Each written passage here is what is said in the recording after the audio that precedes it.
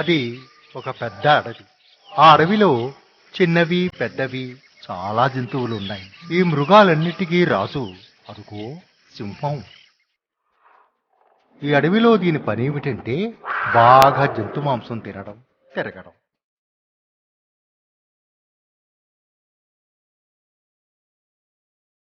నిండా తిని సరిగ్గా అరవడానికి కూడా బద్దకించి ఓ చెట్టెలుక నివసిస్తున్న చెట్టు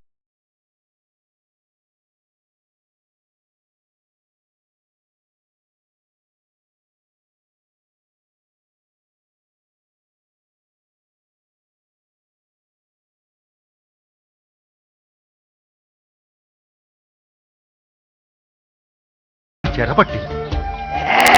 చిడలుగా నీవు నా కాలి పంచా ఘోరంగా లేవు. నీవు నా మీదకెక్కి నీ ఇష్టం వచ్చినట్లు ఎగుతావా? నిన్ను లేదు, నిన్ను వదిలిపెట్టను, చంపేస్తా. అది తప్పే, ఏదో తెలియక చేశాను. ఈసారికి నన్ను క్షమించి వదిలిపెట్టు. చంపేస్తా. బాబాయ్ వద్దు, నాకు ప్రాణభిక్ష పెట్టు. నీ మేలు మర్చిపోను. ఏదో విధంగా నీ రుణం తీర్చుకుంటాను మృగరాజా. పిచ్చి చిట్టలుగా నీవు నాకు మేలు చేసేదవా? చిన్న ప్రాణివి నువ్వెక్కడా?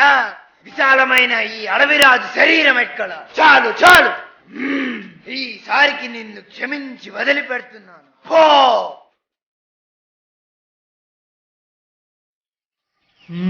ఈసారి తప్పకుండా పడుతుంది. ఇంత చేసిన తర్వాత పడకుండా ఉంటుందా? మళ్ళీ వద్దాం పదా.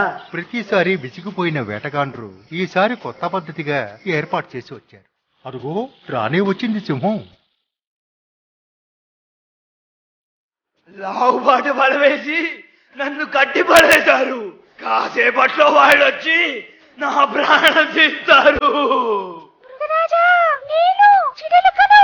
నీవేం భయపడకు, నేను వస్తున్నాను.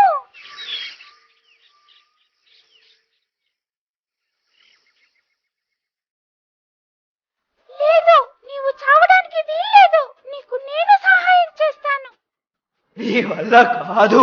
మృగరాజా, నీవు నాకు మేలు చేశావు, నేను మర్చిపోలేను. నీ రుణం తీర్చుకునే అవకాశం నాకు చిక్కింది. నన్ను విడిపించడం మాటలు కావు చిట్టెలుగా. విడిపించి చూపిస్తాను. భగవంతుడే నాకు ఆ శక్తిని ప్రసాదించాడు. చూడు.